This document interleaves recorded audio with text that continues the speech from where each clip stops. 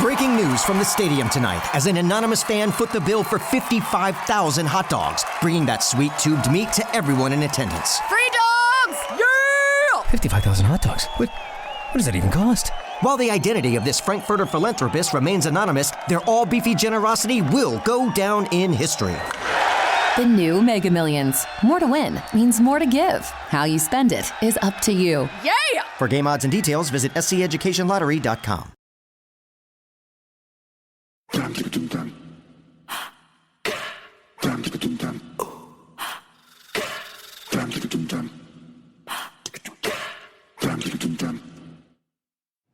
Saludos y bienvenidos y bienvenidas una vez más a Voto Experto, otro episodio del proyecto de la Fundación de Periodismo Siglo XXI, con el auspicio de la Fundación Puertorriqueña de las Humanidades y el National Endowment for the Humanities.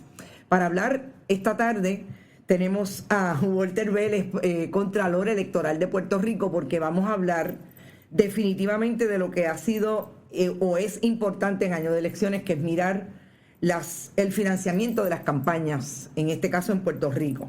Hay una ley, hay una jurisprudencia que también se creó antes, con unos mínimos de legislación, pero yo creo que en este esfuerzo de alfabetizar mediáticamente en año de elecciones, yo creo que es importante que entendamos cuáles son las bases legales para el financiamiento de las campañas, que es parte de lo que ocurre en todo año electoral, lo que surge en violación o no violación y los cuestionamientos que se hacen en año electoral. Bienvenido a Bonita Radio. Gracias. Saludos. Gracias, Carmen. La primera vez que en una entrevista de frente personal siempre ha sido por teléfono. Sabes que me aprecio de siempre y gracias. Y apoyo la labor que realizas. Te conozco hace muchos años como periodista en otros medios, y me da gusto estar aquí contigo.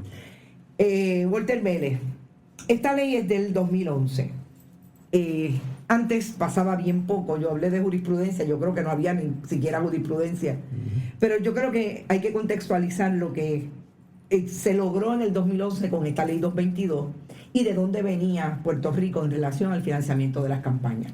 Pues mira, yo muy satisfecho con la ley que se crea en el 2011. ¿Por qué? Y te puedo hablar con propio y personal conocimiento, porque anterior cuando existía el ente que se llamaba auditor electoral, que era bajo la ley de la Comisión Estatal de Elecciones, del Código Electoral, pues lo que había era un capítulo dentro de la ley que hablaba de las auditorías a partidos.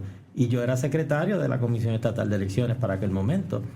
Y no estoy hablando de los empleados muy capacitados que eran auditores en aquel momento, pero la ley no tenía garra.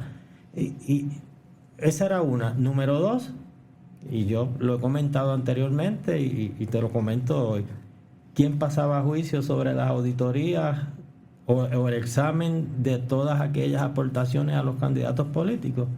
Los mismos comisionados electorales. Cuando me refiero a comisionados electorales, los partidos políticos. Claro. Y entonces, pues, era, el cabro velando la lechuga, como uno dice. Por lo menos el proceso estaba viciado. Pues, no funcionaba. Cuando llega la ley del 2011, la ley 222 del 2011, se crea una oficina totalmente independiente, no sujeta al balance político partidista, profesionales de diferentes sectores. Pueden tener diferentes ideologías, pero por supuesto, pero no representaban partidos políticos, que para mí era el elemento que no permitía que se hiciera una fiscalización como es debido antes del 2011, porque estaba sujeta a que si se presentaba un informe ante los comisionados, pues si afectaba a uno de su partido, el comisionado aguanta. Claro. Y si había otro, pues, empezaban las negociaciones, ese tipo de asuntos. Ya no. Ya ahora, bueno, te puedes dar cuenta que por primera vez se hizo el 100% de la auditoría en el año 2020. Nunca se había llegado al 100%. Al 100%. En 9 años llegaron a ese nivel. Exactamente, al 100%. En el 2016 no pudimos llegar, era la meta cuando yo entro como contralor electoral, la meta era vamos a auditar el 100% de la auditoría, pero lamentablemente ahí vino una junta de control fiscal que nos quitó mucho dinero, tuvimos que despedir cerca de 9 auditores, entre otros empleados, abogados y otros funcionarios. Las auditorías no tan solo las hacen los auditores, también claro. hay otros empleados que se dedican a trabajar en el examen de estos donativos y gastos que se hacen, y llegamos cerca del 72%, no pudimos terminar el 100%, que era nuestra meta. ¿Qué te quiero decir con esto, Carmen? Que la ley del 2011, con los defectos que pueda tener, vino a reemplazar algo que no estaba dando los resultados que nosotros queríamos. Del 2011 para acá, las auditorías aumentaron, se audita más dinero, has visto casos en los cuales hemos emitido multas, tenemos una colaboración con entidades federales y estatales como nunca la había habido, nos compartimos información y eso ha redundado en tener una fiscalización más amplia. Yo no quiero decir que es la que requiere Puerto Rico, todavía falta mucho que hacer.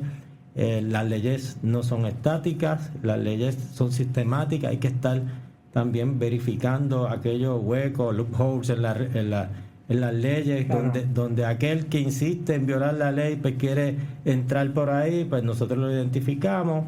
De hecho hicimos un proyecto por petición a la legislatura para atajar esas áreas que vemos un poco débiles. Estamos esperando por el proyecto. No sé, para que... vamos a hablar de eso ya mismo, pero yo quiero ir a la ley porque me pareció interesante. Yo recuerdo la discusión en el 2011 con relación a la ley, que incluyeran en esa exposición de motivos en un documento que siempre recalco, es un documento público y que está en línea. Usted busca Ley para la Fiscalización del Financiamiento de Campañas Políticas de Puerto Rico 222-2011 y lo va a encontrar. Y es importante porque ese es el documento matriz, para que usted entienda de qué manera se hizo la legislación y cómo se desarrolló. Que llama la atención cuando establece, obviamente, lo que estaba viviendo la ciudadanía en un momento dado y cita los casos del 2004 que fueron medulares en el desarrollo de esta ley. Yo quisiera que recordáramos un poco, porque como está en la ley, no necesariamente podríamos citar uno y otro caso. Yo obviamente tengo información privilegiada porque soy periodista y manejo, claro.